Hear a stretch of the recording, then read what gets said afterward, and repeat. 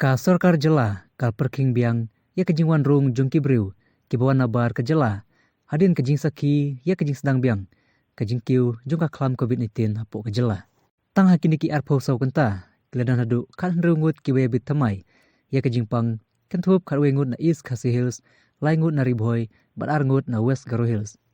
kibabun nekte kiwe bit tamai kidi kisipai nang tai kinong snong bawan pai na barjela bat kiwe Namar kani ka jing kukosan, katnat ka koit ka kia,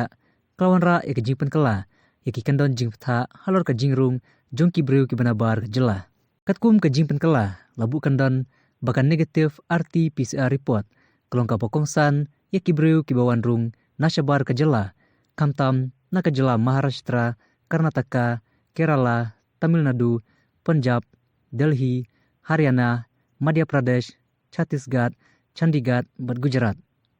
Katanat ka pentibru baka RAT negative report kanom trekam satya ya kibru kibawan na kine ki kharwe tali ki jala jungkari keba pentibru baka covid negative report kan trekam tangi kito kibrang dep test hapo ka nyepo ar kanta baki poi hapo ka entry point jongka jala kat bai kito ki bomdon ya kane report kin haban le ya ka RT PCR haki entry point rangkat ke jinsiu Katanat ka ong baki ni kibriu basya tes RT-PCR kidei bandai bej shalaying baki sa badai banset selung tarhadu dapat menai ka result. Katanat ka ong ru batang kibriu bawan rung syajela nekui pat kijela hapo kari kibadon ye ka vaccination certificate lane ka COVID negative report kinlait na ka jingle testing haki entry point.